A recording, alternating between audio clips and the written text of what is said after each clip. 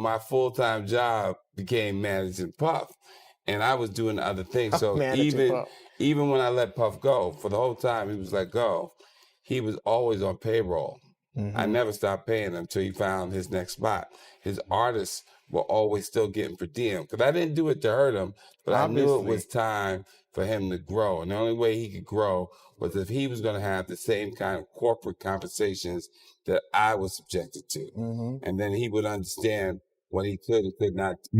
You got a guy named Anthony Wolf Jones, who was from Bad Boy, from its conception as doing security and being one of the financiers of Puff having to have some money to keep Big and Craig Mack around before he got to Clyde Davis. All of these big dick deviants is all catching hell in 2024. It's up for all of them. It don't matter if you Diddy or whoever you is, TG Jakes, any of them. All lies will be exposed. That's all. And anyone who takes that the wrong way know why they. Moments ago, Gene Deal released new claims that have intensified scrutiny around Sean Diddy Combs and renewed discomfort across the entertainment world.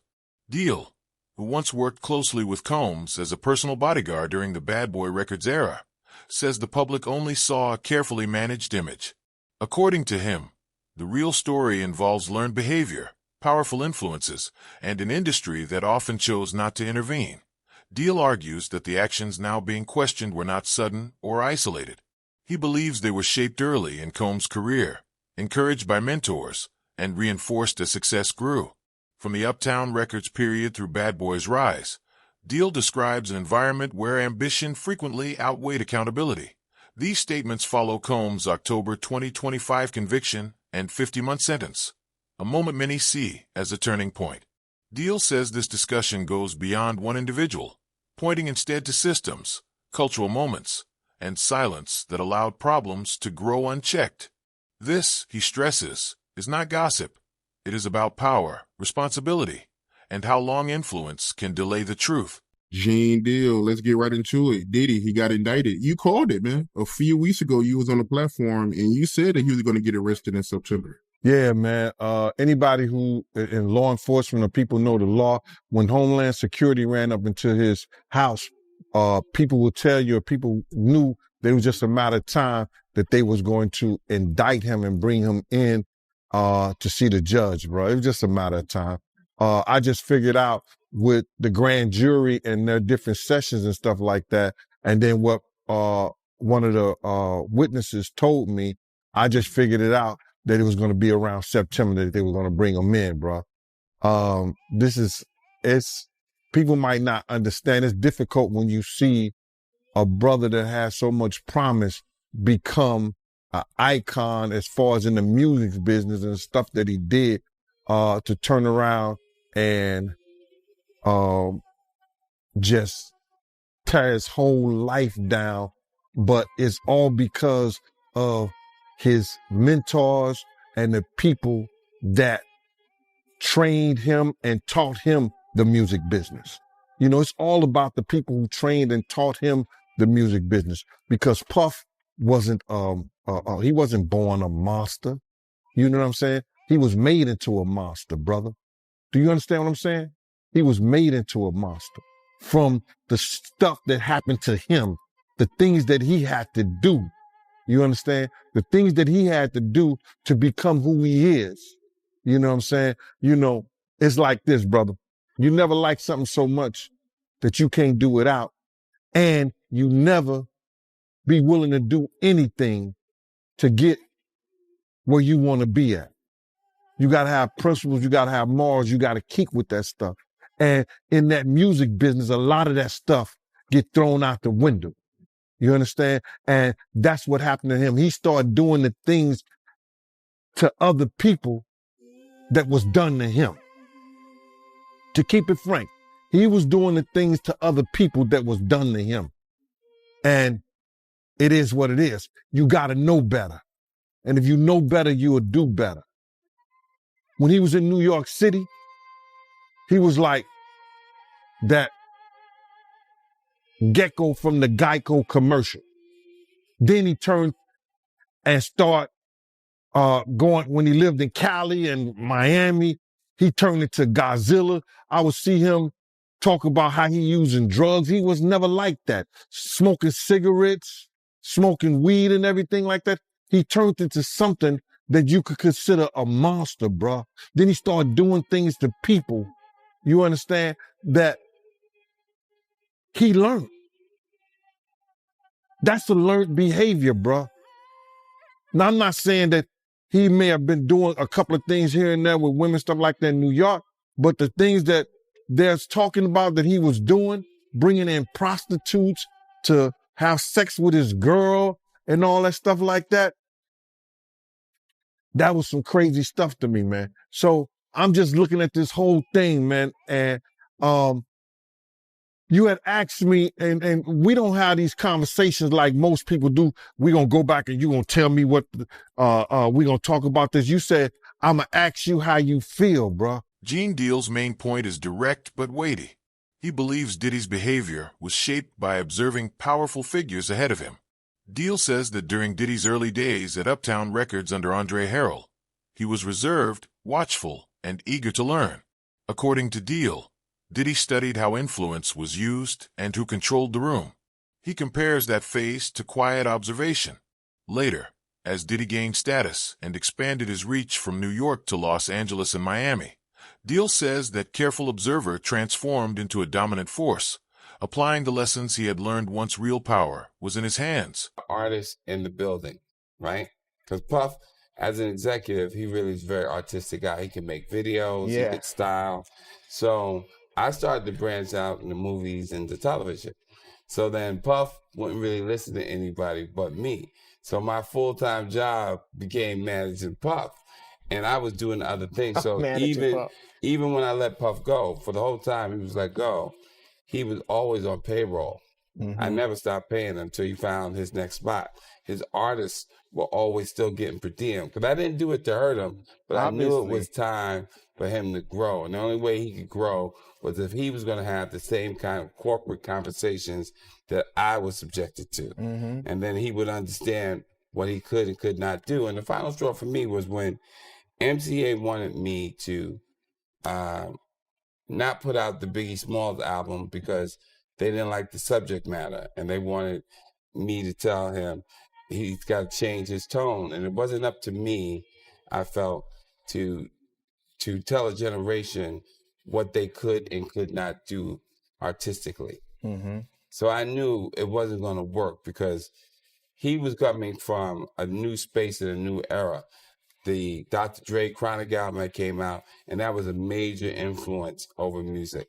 So whereas I had Heavy D, who was more like a happy, female-loving, uplifting kind of celebratory artist, Puff's Heavy D was Biggie Smalls. Yeah. And Biggie Smalls was more like in the streets and telling street stories, and he told them well. And that was a transition in hip-hop. And big in New York. Yeah. For New York. And Biggie Smalls ended up becoming my favorite rapper of all time. Mm-hmm. But I didn't want to sit there and be the one confining Puff because the corporation was telling me to do that. I'm not built that way. Mm-hmm. So I told Puff he needs to go and create his own opportunity. You red hot.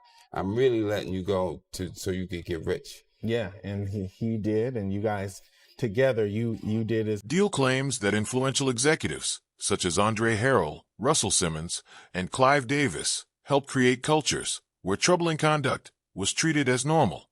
According to him, these powerful figures operated with little consequence, setting an example that others followed.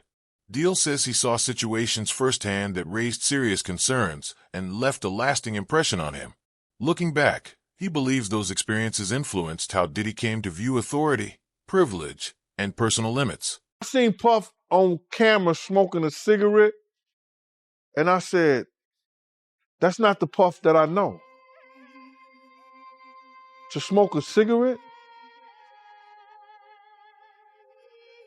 I believe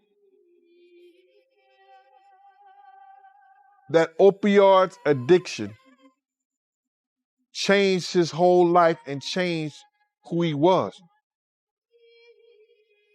He's quietly an addict.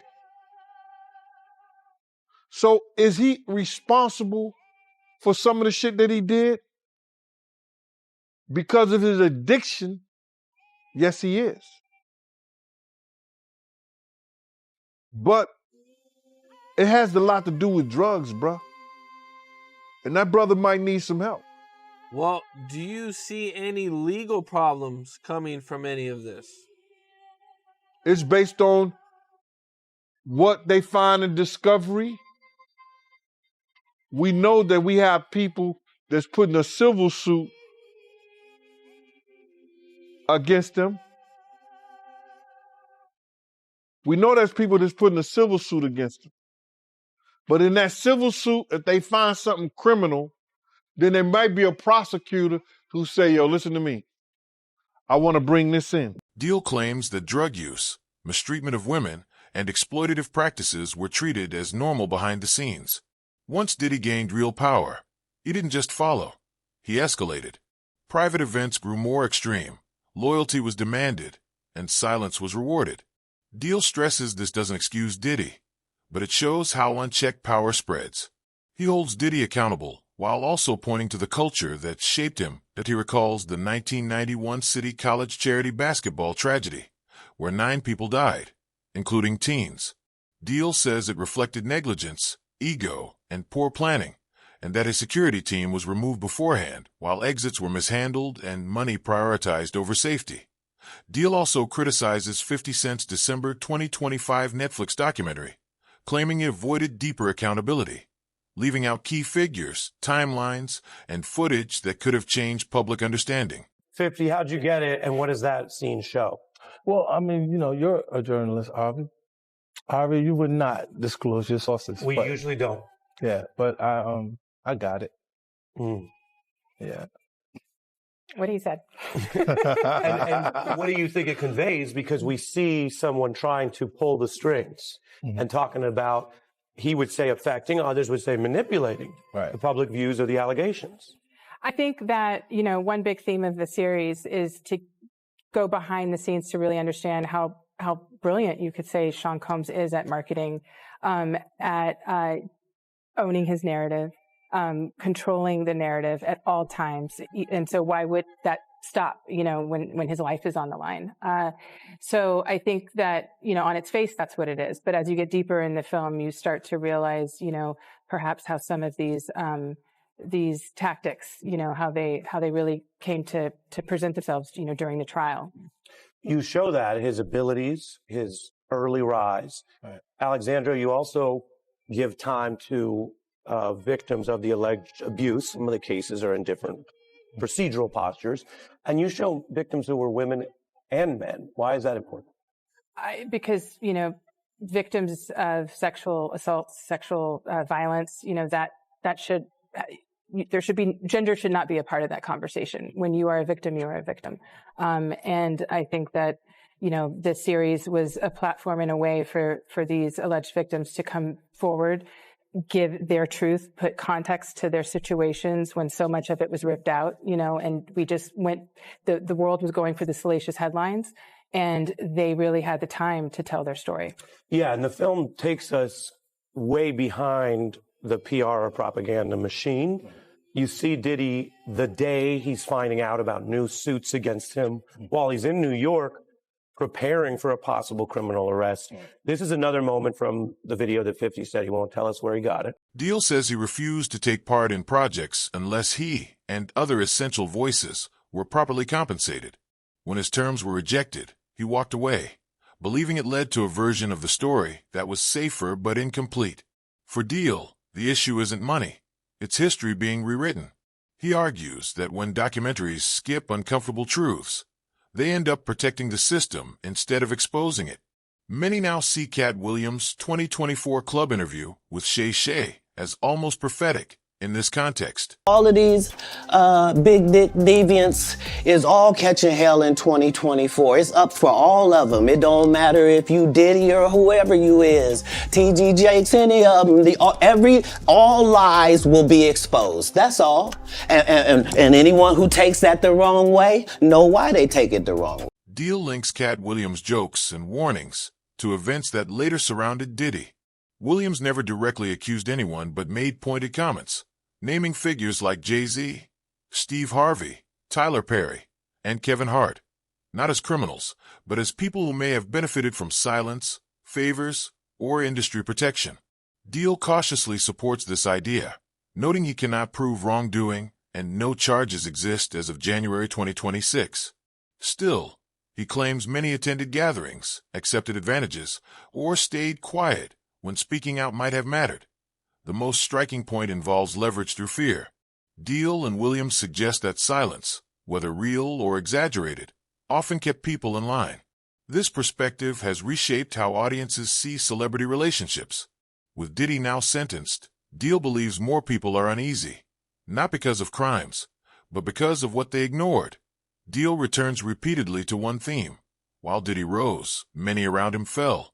He cites Craig Mack and Black Rob as talent that was used and discarded, and revisits Biggie Small's death, linking it to poor choices, ego, and unresolved conflicts. He also mentions Anthony Wolf Jones, claiming financial disputes and disrespect had lasting consequences. These are allegations, not proven facts, but Deal frames them as patterns rather than isolated incidents. Kid told me his life story, bro. I tried to stop these people from going to the party. It was his decision. You understand? That cost that kid his life. Even when I tried to ride on the side of the fucking truck,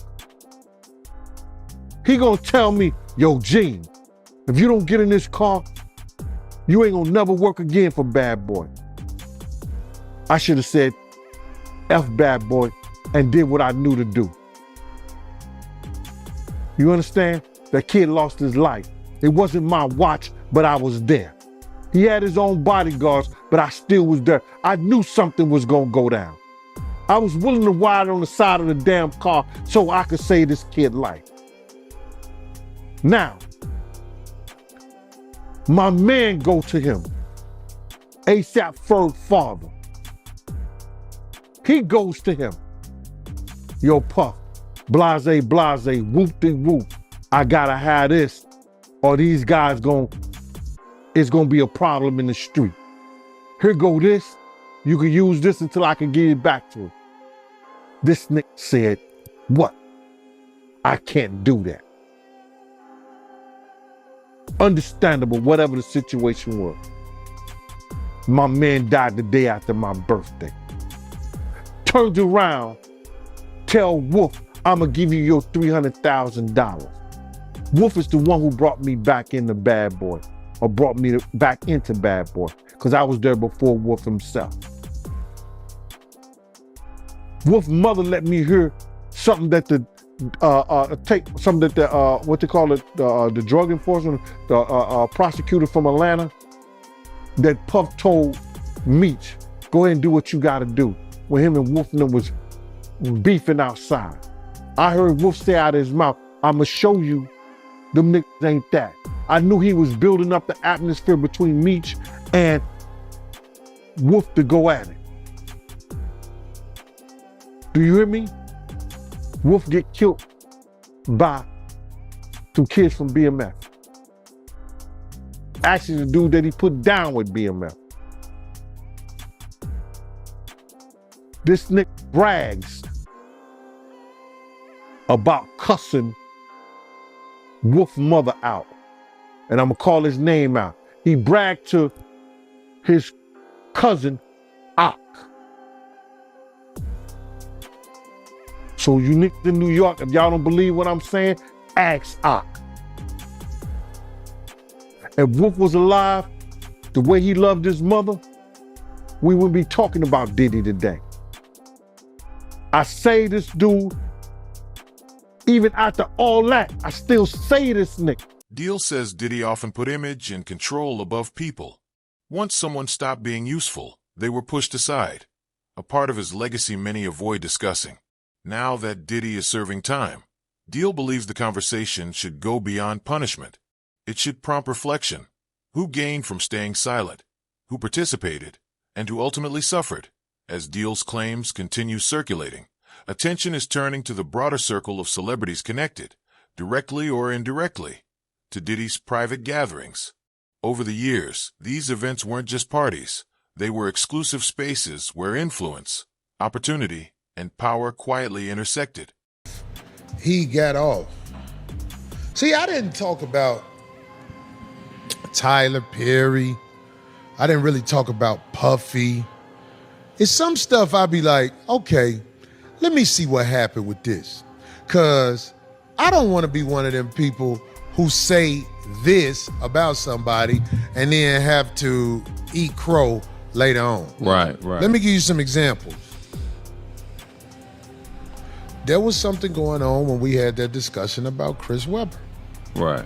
I didn't say much about Chris Webber. I talked about fucking people's wives. Right. Then people were saying Corey said something about Chris Webber. Right. And I didn't really say nothing about Chris Webber like that except giving praise, because I only know Chris Webber from hooping. And I used to hoop, so I look up to them guys. You know what I'm saying? Right. But Chris Webber never said I didn't that nigga away.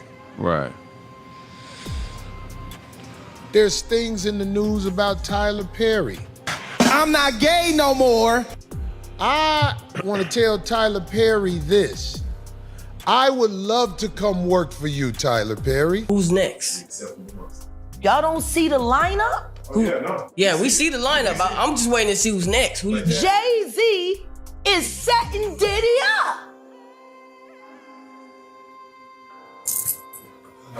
Why is everyone having such a hard time? He ain't doing shit different. He lined up D. Haven, stole his life and identity. He lined up Big L, stole his life and identity. He lined up Dame Dash, stole his life, identity, and took his love. Lined up R. Kelly. He wants to be the one. Yeah, shout out D. Haven. He actually hit us up, wanted to tell this story. You need to talk to D. Haven. We need to talk to him. I told you that last year when I put you on the phone with him. You did. I want you to think about this. Allegedly, Sean Carter is responsible for enacting Hype Williams to put Aaliyah on a faulty plane to move her out the way as punishment for rejecting him, and so he could level up Beyonce, who was struggling. Let's just say allegedly that happened. Now I want you to think about 106th and Park with Mary J. Blige. Free, who is a victim of Sean Carter. Yeah. Mary J. Blige, who is a victim of Sean Combs, are sitting there talking about the death of Aaliyah amongst each other. Think about that. You got a Diddy victim, you got a Jay-Z victim, and you got a superstar gone. They know what happened. And yet, they had to sit there and have that conversation like they didn't know who did it. I'm shutting down the idea of after parties. No after parties tonight, okay? None. Take your asses home after this. That's why I did it on a Monday. I did it on a Monday. People got to go to work tomorrow. No after parties. That's where get slippery at them after parties. Okay? We're learning a lot about people, ain't we? We're learning a lot. Honestly, it looked to me like you could hear some laughter. There was laughter. Yeah. It was funny, but it's like people were on camera and didn't want to seem like they were laughing. BET Awards positions themselves as the culture's biggest night, and once upon a time, Diddy was a big part of this culture. You know, his after parties, you know, were a part of the BET experience. So, you know, life comes at you fast, but, you know, Kevin had to address the elephant in the room. By the way, we should say, the Diddy after parties that happen after award shows, that's not what the trial is about. Those weren't freak-offs. The trial is something separate, but still, nobody wanted to be seen as laughing at him. There were some icon awards handed out. Public commentary has often mentioned figures like Jay-Z, Kevin Hart, Tyler Perry, Ludacris, and Steve Harvey, not for proven crimes, but for their proximity to Diddy at pivotal points in their careers. Some critics suggest that simply showing up and staying silent became an unspoken requirement for advancement. Deal doesn't accuse anyone of wrongdoing, but he points out that many benefited from an environment where questioning authority was discouraged. Cat Williams framed these connections as strategic, hinting that loyalty sometimes mattered more than talent. Rumors about hidden cameras, private recordings, and leverage have added to public suspicion. In this climate, silence became currency. For some, staying publicly distant while remaining privately connected was survival. For others, distancing came only after Diddy's legal troubles were unavoidable. As of January 2026, none of these celebrities face charges, and all allegations remain unproven. Yet public perception has shifted, with fans re-examining past interviews, jokes, and collaborations through a new lens, questioning whether success was earned or quietly assisted by proximity to power. Deal also points to tragedies like the 1991 City College basketball stampede, saying safety was neglected and certain key individuals, like Jessica Rosenberg, played critical roles that went unreported. He notes that the story of Anthony Wolf Jones and others involved in security and finances was similarly overlooked, leaving key lessons untold.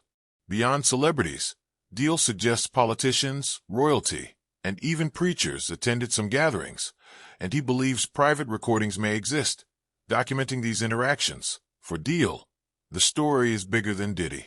It's about how power operates when no one challenges it. While Diddy's 2025 conviction closed one chapter, it raises deeper questions about mentorship, silence, and accountability in the entertainment industry. Careers rise, truths linger, and eventually the past catches up. The lingering question: how many people knew more than they admitted, and how many stories are still waiting to be told? Stand for the atmosphere that he put those kids in.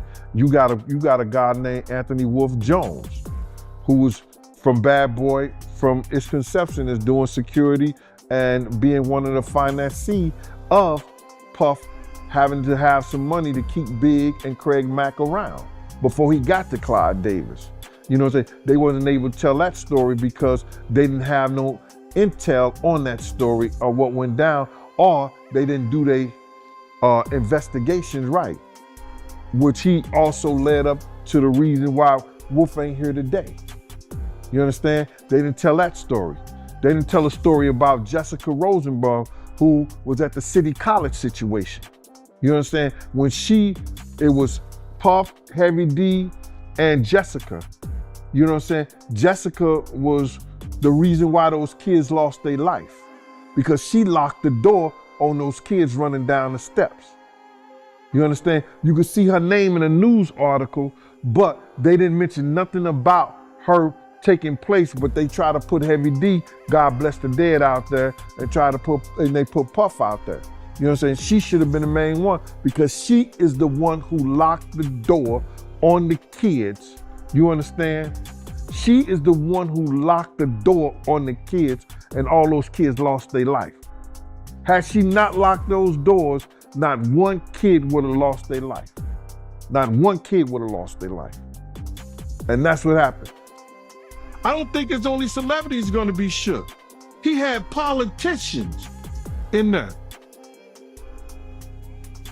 He had princes in there. He also had a couple of preachers in there. You personally, you think they got tapes? Well, my personal opinion that if Lil Rob could be trusted and his statements are true, they got him. They got tapes of stuff. Deal says Diddy often put image and control above people. Once someone stopped being useful, they were pushed aside, a part of his legacy many avoid discussing. Now that Diddy is serving time, Deal believes the conversation should go beyond punishment. It should prompt reflection. Who gained from staying silent? Who participated? And who ultimately suffered? As Deal's claims continue circulating, attention is turning to the broader circle of celebrities connected, directly or indirectly, to Diddy's private gatherings. Over the years, these events weren't just parties. They were exclusive spaces where influence, opportunity, and power quietly intersected.